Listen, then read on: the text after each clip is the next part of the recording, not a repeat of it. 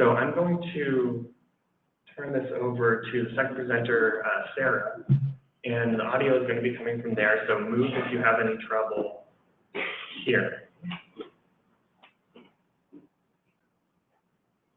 Hey, Levi, thanks.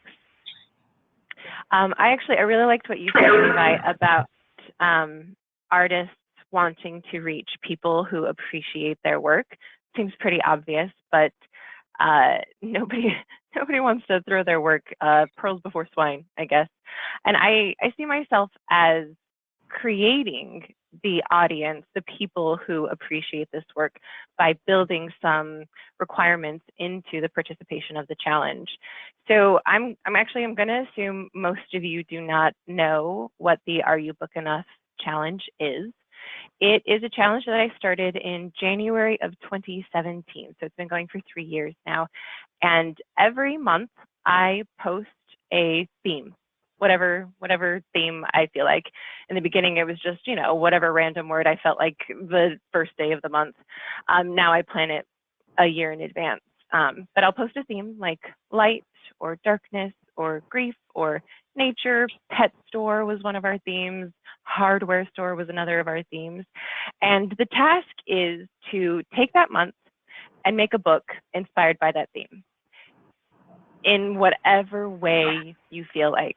And at the end of the month, you post your finished book and you post a collage of your 9 favorite books produced by other people. So that is that networking requirement that I built into participating in the challenge that I feel like is actually the secret to the success of the challenge. It's been going for 3 years. There have been around 700 artists who have participated at least once in the challenge. About half of them come from the United States, though we have 68 in the UK, 32 in Australia, 23 in Canada, 18 in the Netherlands, 16 in Germany, 13 in Argentina, 11 in Mexico, 11 in France, 10 in Brazil, and we have individuals in Italy, Spain, Sweden, Greece, Finland, India, Hungary, Israel, Turkey, Saudi Arabia, Romania, Indonesia. There are 41 countries represented by the participants in this challenge. I have a number of goals in creating this challenge. The first one was I was trying to make social media a fulfilling experience for myself. When I first started on Instagram, I very gradually built followers, and it was really, really fun for me because, I had tight, close relationships with other book artists. There were I had 100 followers, and I knew all of them, and we talked to each other. But my following grew. I have nearly 8,000 followers now, and I cannot possibly have a relationship with each one of those people. So I found that as my audience grew, my engagement with them dropped, and it was not fun for me anymore. And I was trying to figure out how to make social media meaningful for book artists. And I decided I needed to narrow down the group of people that I was trying to interact with. So I started this challenge. I reached out to individual book artists I knew to say, hey, do you want to participate in this challenge, just to get it started? And the first theme was light, and we did that. And the part where you post that collage of your 9 favorites from other book artists is what made this grow into something much bigger. And it's also what keeps the number of people you interact with intimate, because you are selecting the work of 9 individuals, and you're communicating with them, and you're letting them know that you appreciate their work, and they're doing the same for you. So it's growing the audience. It's growing the audience for book arts, but it's also bringing the audience closer to you and making it a more meaningful experience. Another goal of the challenge was that I was starting a business. I knew that I would be starting a business soon, Edition Studio. It's a co-working space for book artists and printmakers here in Seattle. And I was trying to figure out how to take the audience that I already had and bring them into this business I was trying to create? How could I take a worldwide audience and make them participants in this local Seattle business? So the Are You Book Enough Challenge was step one in that plan, to get this audience that I already had and pull them down into Seattle, into editions. And then the last goal, or one of the last big goals for the challenge, is to evangelize and elevate book arts. So many people have no idea what it even means to be a book artist. I cannot see you, but I would like you to raise your hand if someone has ever asked you, when you said you're a book artist, what children's books you've illustrated, right? That is what I hear all the time. And you're like, well, yes, I can illustrate books, but that is not what makes me a book artist. So I wanted to take book art and help people understand what it was, and also take book art itself out of craft and into art. I think that's another common struggle that we all have with book arts and calling ourselves book artists, is that what's the line between scrapbooking and an artist's book? So that brings me to my definition of an artist's book. I think we can get really academic in trying to define what a book even is and what an artist's book is specifically. But for me, all I care about is an artist says, this is a book. They tell you this is a book, and you let that inform the way you interact with it. So I can hand you a block of wood, and I tell you that's a book. And suddenly that transforms the way you are looking at that block of wood, and it transforms the way you are understanding that block of wood. So I have two very unconventional books on the right hand of my slide. The top one is a book I made that is basically a modified accordion fold, where I've done it diagonally, and the one beneath it is a proper codex. The pages are sewn together, but they are bound in such a way that you can neither fully open nor fully close this book. And these two were both made as part of the Are You Book Enough challenge. So I'm just going to give you a tour of some of the themes that we have had as part of the challenge and some of the books that have been created. So the very, very first theme was light. It was January in Seattle, and Seattle is very dark in January. So I figured, why not? Let's make it be about light. And I thought they were really lovely, the variety of books made with just this one word in mind.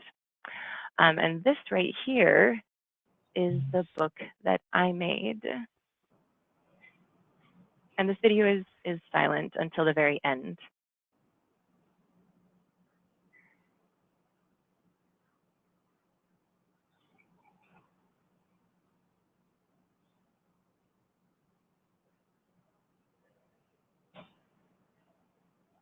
So this book, again, the theme is light, and it's called Seeing in the Dark.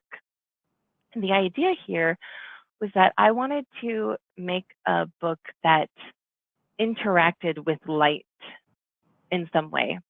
So this is a book that you can't actually see it until you turn off the light. And it is about a journey through darkness in order to try to find light.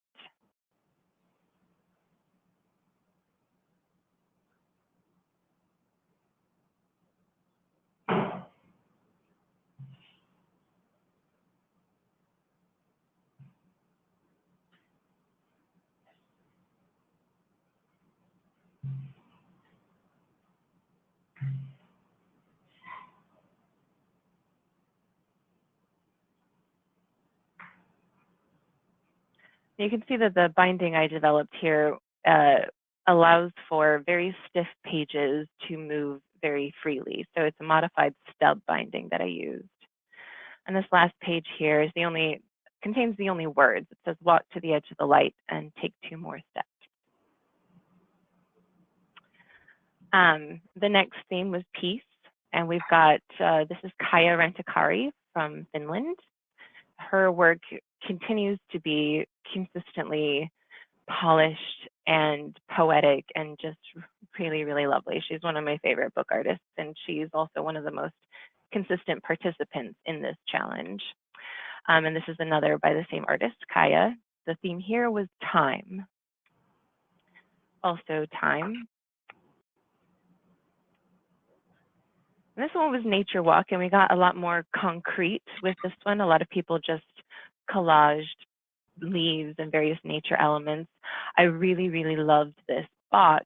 You pull out all of these little things that are found in nature that she found on a walk with her children, and she compiled them into this really gorgeous box. This theme was journey.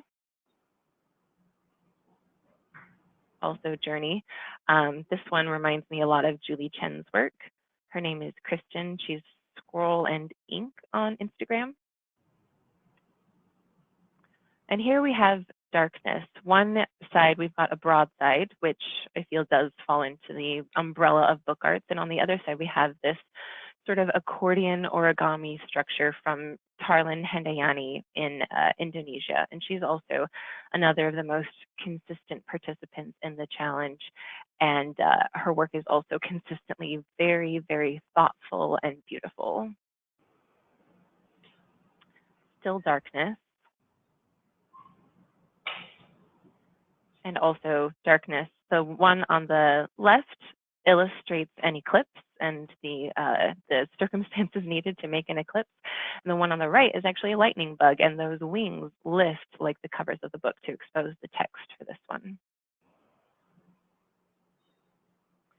Now this one was tiny, and actually tiny was the month when we were the most prolific. There were over 120 books produced for this theme. And on the left, we have Vera Olsen from, Sweden, I think. And this was basically her atomic representation of a book. And on the right, we have Tarlan Hendayani again. And if you can see the covers here, the covers are SD cards. So she wanted to represent how you can have these tiny little microchips with so much information in it. And so this is bound just like any codex, but with just itty bitty covers and tons of pages. This one is grief. And on the right, we have one that represents the two sides of grief.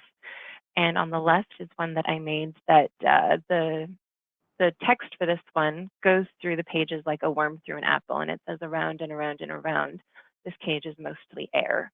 And you can turn it upside down and spin it like a top, and the wires spiral as you do that. And it represents the way damaging thoughts can take hold and not let go. These are also books for grief. And these books were made for formation, and I intentionally chose a theme that the Guild of Bookworkers was using for their call for artists, because the people who participate in this challenge can be a little bit intimidated by these large organizations like the Guild of Bookworkers or the College Book Arts Association. And I wanted to help them get over that fear and that imposter syndrome that they feel by calling themselves book artists and feeling just like their work isn't good enough to be a part of these formal organizations. So I chose that theme in order to bring them a little bit closer.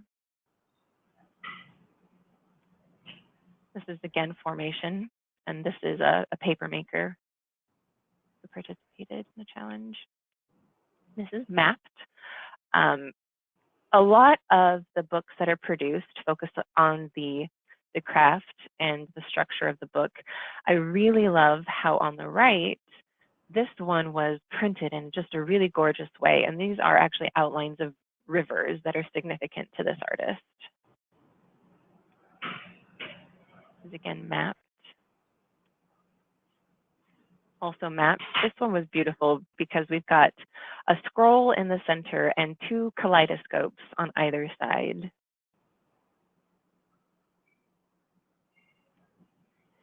For this one, we have poem. One is an obvious scroll, but just really, really beautiful. And on the left, we have a book where the words were written out on long strips of paper and spun using the kami ito technique and twined into rope and then tied into a knot. So we have pages with words that are bound, but it would be very difficult to actually read that. Poem still.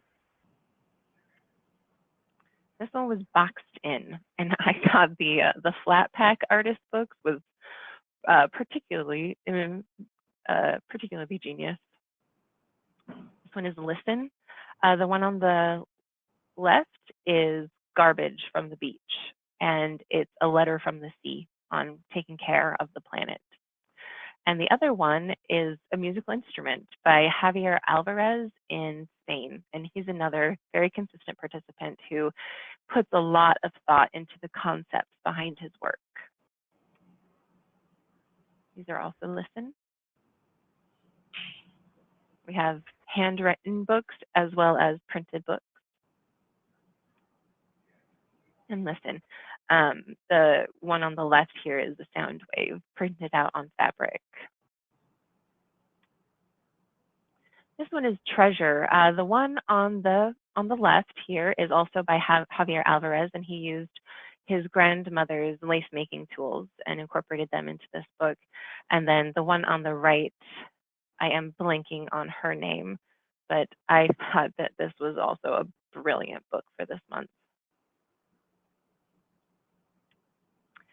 Flight. Both of these were made by the same person. The one on the right is actually many books. Each of these is a small book. And this one right here, I'm going to show you a video of it.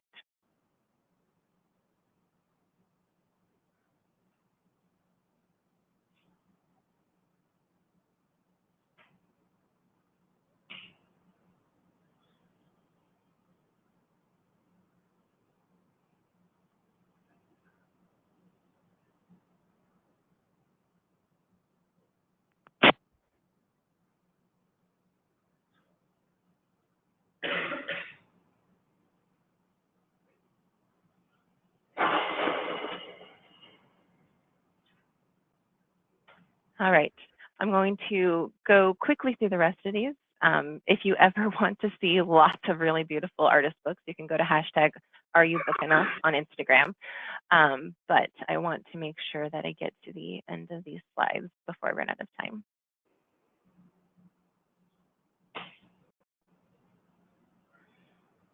These ones right here were made for this past month, December. I liked the dichotomy here because this one was all about shelter. The theme was warmth, and this one was about shelter. This one is about the fires in Australia right now. This is an artist who lives in Australia. Her name is Tara Axford. All right, so are you book enough? Instagram is a great platform for this challenge because it is so visual. It is really easy to snap a picture with your phone and post it with your phone onto Instagram. There is very low barrier to entry. It's not great because of the algorithms that Levi mentioned. It makes it kind of difficult to find each other, and bots.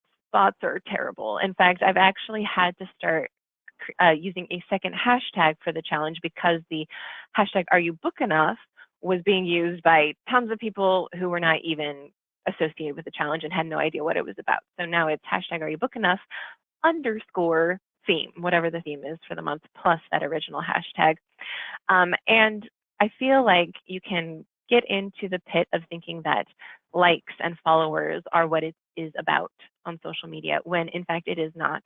If you buy into that fallacy, and which I have seen many artists do, you do things like pay for bots and pay for followers to get more likes and more followers, and then it looks like people are really engaged with what you're posting, when in fact it's just machines who are engaging with your posts, and all of those likes and all of those follows actually mean nothing. You aren't reaching anyone with your work. And I am very intentionally using #AreYouBookEnough to avoid that, to make the interactions with other artists meaningful. And I love watching the discussions that happen in between the people who are participating in the challenge, their sharing of ideas, their sharing of encouragement, their comments on each other's works, their critiques of each other's works. And those relationships are really, really fulfilling for me to watch and be a part of. And honestly, that is enough for me. That makes social media real. It's called the Are You Book Enough Challenge because I feel like the debate between like, is this book like enough to be called a book it's a little bit funny to me. It goes back to my definition of an artist book. I'm an artist and I tell you this is a book, okay? And that is enough. If I say this is a book, then it is a book. And you let that affect the way you understand what I have given you, what I am offering to you, what I'm presenting to you. It's also called Are You Book Enough because I want to help people get over their imposter syndrome, thinking that their work is not enough. It's not art enough. It's not good enough to be part of this echelon of artists. My next steps for this challenge are going back to my goals of evangelizing and elevating book arts, as well as bringing this worldwide audience to participate in Editions, my local business here in Seattle. So the next steps are the Gathering. This is a book arts retreat. This is going to be Are You Book Enough? The Gathering Volume 1 this summer. And it's a retreat where we're bringing in people who have been participating in the challenge and teaching them some hand skills, as well as collaborating on ideas and discussing what are the elements of artist books and hopefully increasing the level of polish of the books that come out of this challenge, as well as a book. I am writing a book in conjunction with Carly J. Haywood, who is a bookbinder in Utah, about artists' books, the elements of artists' books in the context of this Are You Book Enough challenge. And hopefully doing that will also both increase awareness and increase the quality of the challenge. And then the very last book I wanted to mention is this one right here. This is Cécile Coyet's in France. She was attacked by a man on the street and he broke her arm, and she was unable to bind books or make art for quite some time as a result. And so she turned her cast into an artist book about violence against women. And that is book enough for me.